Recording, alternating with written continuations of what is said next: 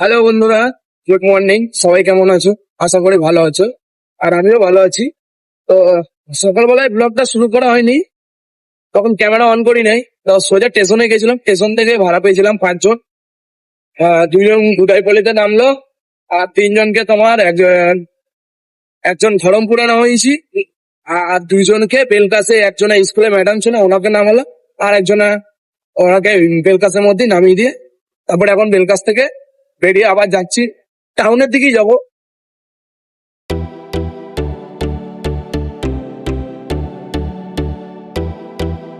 তো বন্ধুরা, টাউনের দিকে যেতে যেতে আমি কাঞ্চননগরের দিকে একটা রিজার্ভ ভাড়া পেয়ে গেলাম, তাই তাদেরকে নিয়ে আমি আবার রওনা দিলাম গৈতানপুর চরমোনা রাম মন্দির ঘোরাতে।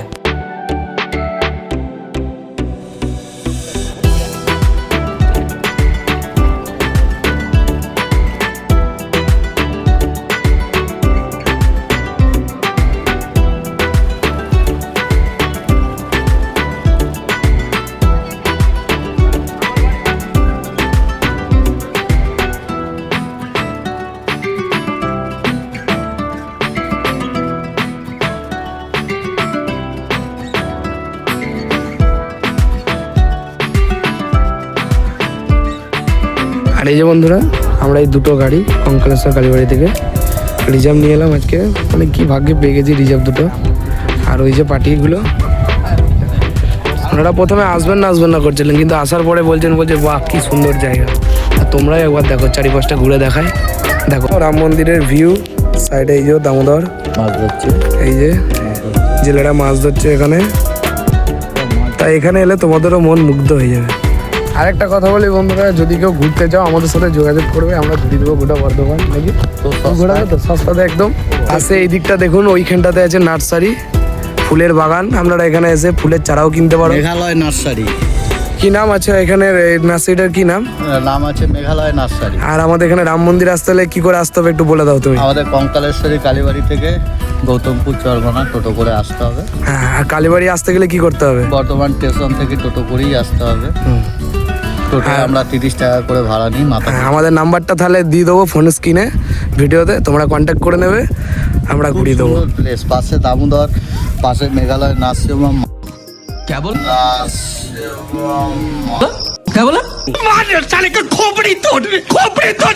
মাঝে আছে নার্সিং হোম না নার্সারি, নার্সারি, ওই যাই হোক। Sorry nursery.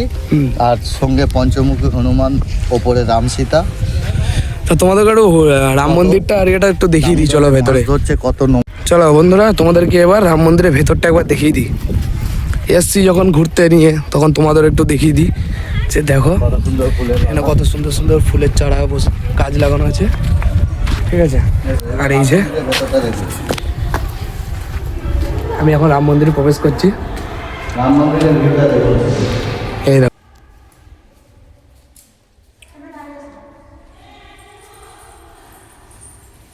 আর এই যে একদম গ্রাউন্ড ফ্লোরে এখানে আছে রাম লক্ষ্মণ আর সীতা মায়ের মূর্তি আছে। সবাই বলো জয় বজরং। এখানে প্রত্যেক শনিবার মঙ্গলবার এখানে ভোগ খাওয়ায় বিকেলের দিকে, যদি আসেন। আর এই দেখুন মন্দিরটা কত সুন্দর বানিয়েছে, দেখুন শুধু একবার। আর এটা কোনো, এই মন্দিরটা কোনো পার্টি বলো বা কোনো সরকার থেকে বলো কিছু না, এটা এখানকার গ্রামীণ লোকেরা মিলে মন্দিরটাকে বানিয়েছে।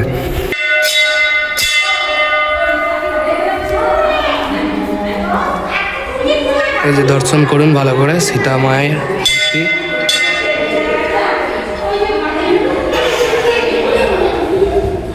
উপর থেকে দামোদরের ভিউটা দেখায় একবার তোমাদের, দেখো দেখো ভিউজটা শুধু একবার দেখো এখান থেকে।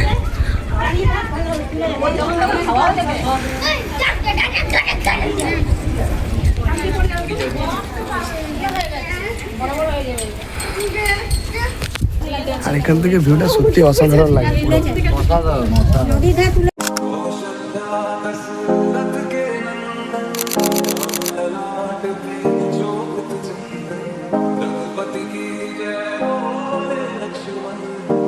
তো তোমার কেমন লাগছে গাড়ি নিয়ে ভাড়া নিয়ে এসে ঘুরতে? খুবই ভালো লাগছে। না, আমাদের তো এখানেই বাড়ি, আমাদের তো রোজই আসা। আমাদের প্যাসেঞ্জার খুশি হলেই আমরা খুশি। একদম। কি দাদা কেমন লাগছে বলো? ভালো লাগছে তো? হ্যাঁ, ওই জন্যই তো বললাম আমরা যারা আসে আমরা বলি যে ভালো মন্দির আছে, চলুন ঘুরে আসি। প্রথমে মন্দির থেকে ঢুকে ওই দিক থেকে সোজা এখানে ঢুকে প্রথম পঞ্চমুখী হনুমান, আর উপরে আছে সীতা মায়ের মূর্তি, রাম লক্ষণের।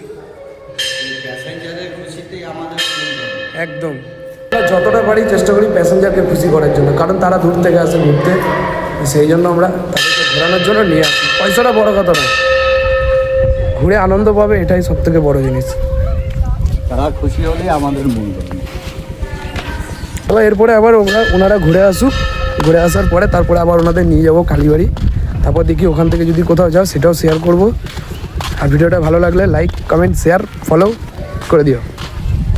যারা এখানে ঘুরতে আসবেন এলে কিন্তু এখান থেকে আপনারা নৌকা আছে, এই যে নৌকা আছে গাদা ঘাটে, এই যে ওনারাও সব যাচ্ছেন, ওই প্যাসেঞ্জারগুলো ওরা ওই পাড়ে ঘুরিয়ে নিয়ে আসবে।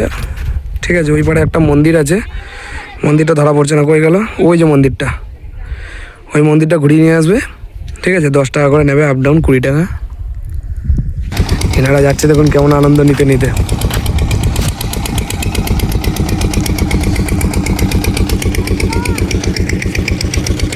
ঠিক ওপরটাতে রাম মন্দির আর নিচে এই যে দামোদর, এরকম নৌকাটা যাচ্ছে, দেখো কত স্পিডে যাচ্ছে, দেখো নৌকাটা।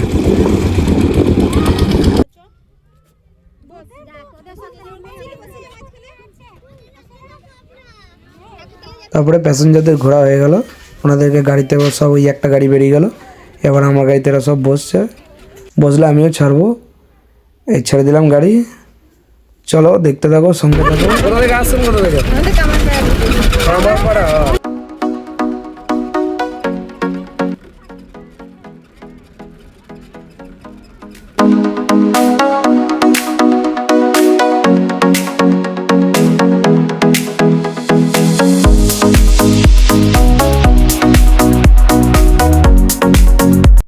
তো তারপরে এনাদেরকে আবার নিয়ে চলে এলাম কালীবাড়িতে।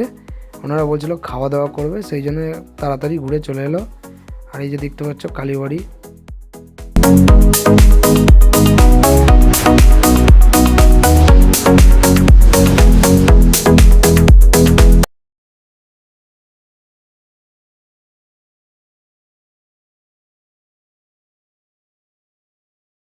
আর ব্লগটা এখানেই শেষ করলাম।